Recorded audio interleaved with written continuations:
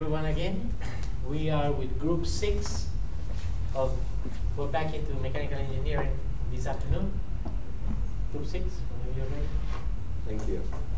Thank you everyone for coming today. We are GRP6 and today we'd like to talk to you about a revolutionary touring car that we've developed. It's a 1/10 scale touring car. So some people may know it as an RC car, but we want to make it very clear from the get-go that while it is remote control, it's not the little toy car that you see, bashing around in your ankles in Christmas time with the kids. What we're talking about here is, fully scaled down race cars that have all of the suspension geometry, tire, motor, everything that is essentially scaled down from a full size car. So the emphasis of our project is a kit. So what these are, because they are for hobby grade, they come as a kit. So all of the parts and pieces, like you see on the rotating table here, would come to you in a box, and the operator would be the one that would actually put all of the pieces together. So that's why there's no electronics here. We do have an example of a car that's fully built out over there. And there are several regulatory bodies. There's ROAR that's here in the US, and there's IFMAR, who is the World International, and they are governing bodies for the sport. And so they set all of the rules, and our car is fully designed to be compliant with all of those rules.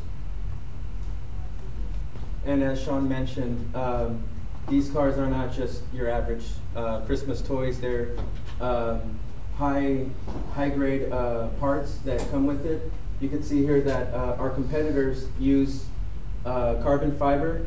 They use 70-75 aluminum, which has the highest tensile strength for aluminum. And also they have proprietary plastics which they use with injection molding. So these processes to make the RC cars are not they're not so simple to make, and they're pretty expensive. As you can see, the prices range from $500 to $600, and from here you could totally tell that the layout is basically almost the same with each car, with the belt drive in the middle of each component kit. Next one. So one of the changes that we want to do for our kit compared to our competitors is to eliminate the traditional layout, because this traditional layout is so common within the industry. We see an opportunity to be an innovation. So with our proposed layout, we suggest that we want to have the battery and electrical components more centered along this latitude. So this produces a more stable, compact car that has a roll center, a better roll center. It has a better moment of inertia, rotational moment of inertia, and it's all four-wheel drive. And we could see that from this proposed layout that we are going to run into some design constraints because of this electrical component layout. And to go about this, we used this model here, which uses ideal pulleys to go around the electrical components. And that also spent a lot of time with the drawing and the design of these RC car. So the other major component, not just the layout of the car is different from our competitors, the other major thing is going to be the suspension kinematic design. So all of our competitors, a common theme is the parallel upper and lower A-arm. We went with a trapezoidal design, and what that allows us to do is raise the roll center. So the kinematics of the suspension, you create a lever arm based on the roll center is basically the pivot point, and your CG of the car is now kind of your force at the end of that lever. So what we did was move the roll center up by changing the geometry of our A-arms, and what that allows is a much lower roll moment of the car. So if you can see here, our spring rate is less. It's 2 kilograms per millimeter, where the competitors use around 2.5 to 3, and yet our roll stiffness is still higher than our competitors. So what that means is, in the corner, the car is not going to want to roll into the corner. It's going to stay much flatter, giving a more equal distribution of the weight per the tires and allowing higher traction and higher G-forces. Here's a kind of a geographical or a graphical look at it. You could see from our competitors that they're a little bit loose. This is in mid-corner, and the circles represent how much pressure each tire is being exerted. And our competitor is a little bit loose, but we're completely neutral, and that has to do with the design of the suspension, but also of the layout. So by moving everything to the center line, we reduce the rotational moment of inertia of the vehicle. To achieve our goal, we came out with this new design where we can put the battery here and the motor and other electronic part here, which align in the center of the car. We also be able to install this new suspension design along with the whole car. To make this design, we also remodel all the plastic part, all the carbon fiber part and aluminum part to lower the total weight of this car, along with some feature of the car like custom battery mount over here, and we also lower the motor precision, as you can see right here. And with this final design, we are the player will be able to have better driving experience. So based off of our decision to change the layout, you can see here that the rotational moment of inertia around the center of gravity is around 1.5 on the X, Y, and Z. And then when you get to ours, we've reduced it very significantly to 0.22, 0.06. And basically, to go off of what Sean had said, is it gives you less roll when you're in the corners, which allows us to redesign the suspension so where that we can have a softer spring rate, because the chassis and the roll center are much more stiff. So when you go over a bump, everything is a lot smoother. You can actually sit in the corner and keep flat tires on both sides to go around the corner.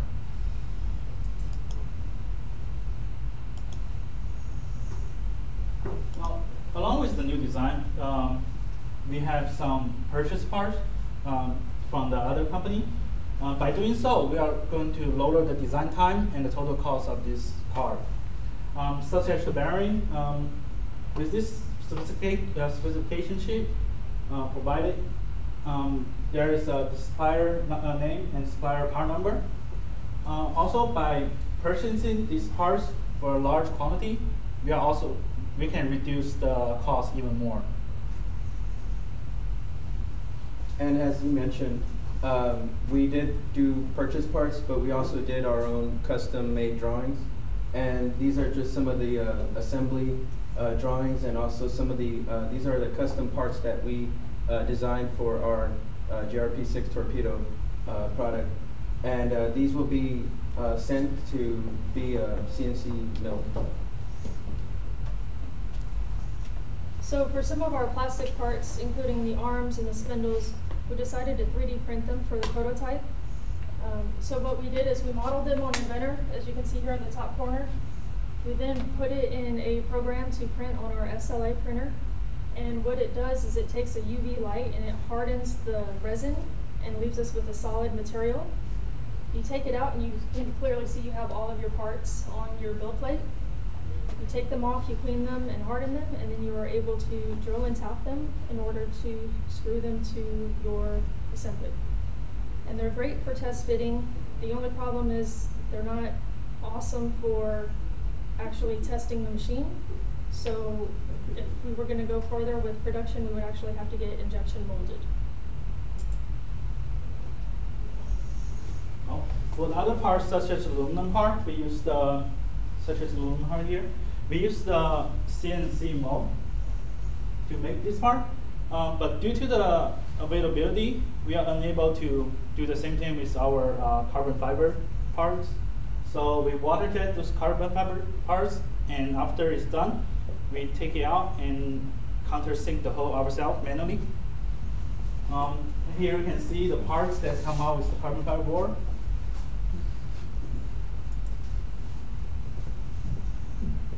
And also, after everything is complete, we put all the pieces into this box. This box includes everything that you have to use to build this car with all the parts. Also including one assembly menu and a parts menu to make the assembly process more easier. And this is our cost analysis for the GRP6 torpedo. For our prototype cost, this is all the prototype cost for the startup. This is the cost for startup.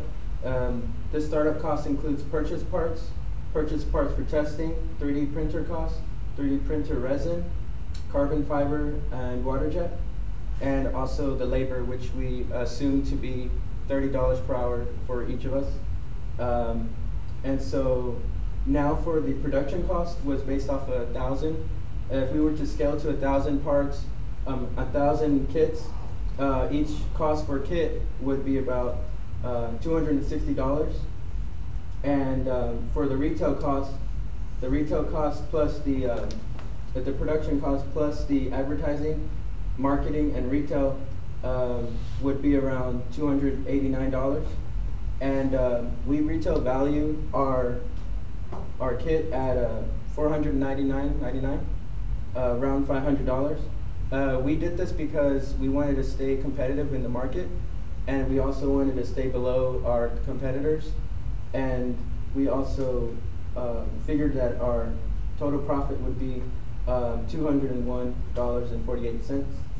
And here you can see some of our competitors, our price, which is around $500 versus our competitors. And you can see the price differences here for each of our competitors. And it's roughly about $135 of difference from our competitors. So in conclusion, we just, two of our biggest concerns was we wanted to build an RC car that had a more center of gravity, a more a stable, tighter fit whenever we go through turns or whenever we did handling with the car. And so in order to do that, we wanted to fix the suspension as well. So not only did we fix the layout, we also did the suspension, and we did do the 3D printing for prototype, and we also did the aluminum parts for our final projection. And so also some scopes that we would like to see is to complete this project and go to competitions and races. And we would like to end here, and if you have any questions.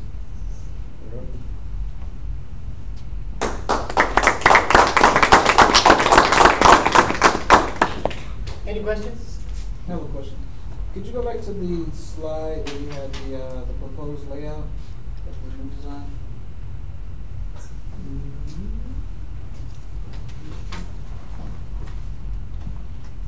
Yeah, that one.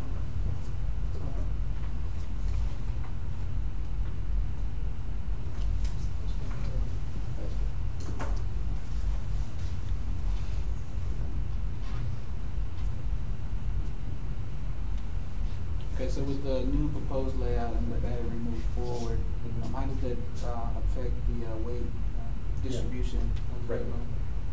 Well, the traditional layout, there's nothing really wrong with it as far as for CG goes, because they're able to get, almost near perfect CG, right? But the problem is you've got all of this weight that's hanging way outside on the outside of the car.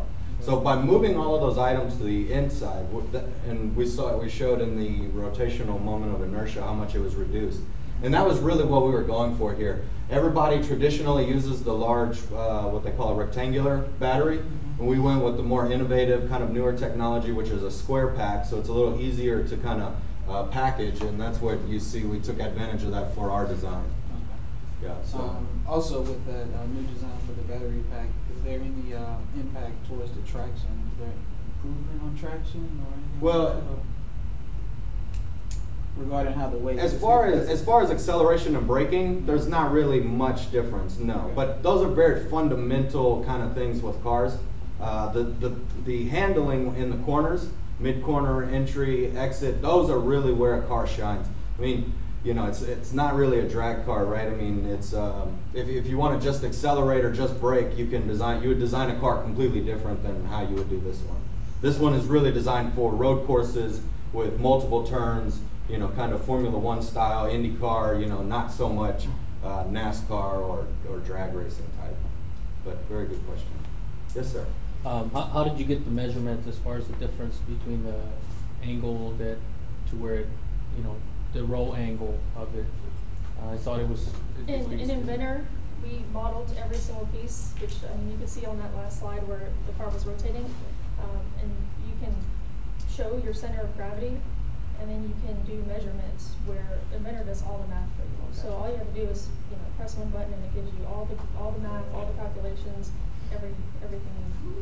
And to add to that, I mean, we modeled every single part that you see here, but we also modeled all of the electronics that you purchase, just so we could get these numbers and these items here. And then we also went and we weighed them and then added that weight to our model so that everything was exact.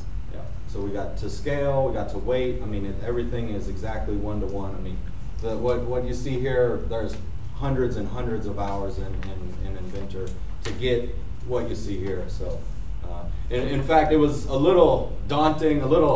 I'm notorious for, oh, we could do that in a day, no problem, right? And you know, you sit down and model, and you're like, man, an hour goes by, and you go, but we just got one part, and there's over 100. Like, we might have bit off more than we could chew. So, but I mean, I think we're all extremely excited about how it turned out, and I mean, you could see from the machined aluminum parts and the carbon fiber parts and all of the 3D printing that we've done. I mean, it's ready. If we had the funds for injection molding, I mean, it is, you know, as someone famous used to say, it is shovel ready, right? Yeah, so. yeah. So do you guys have access to CNC machines readily for the? We do. The company that I work for, we have a vendor that does that, and so we were able to kind of utilize those resources. Absolutely. Any other questions? Were you able to complete any testing against your competitor to see if there were any real-world improvements? Yeah, that's definitely the next step.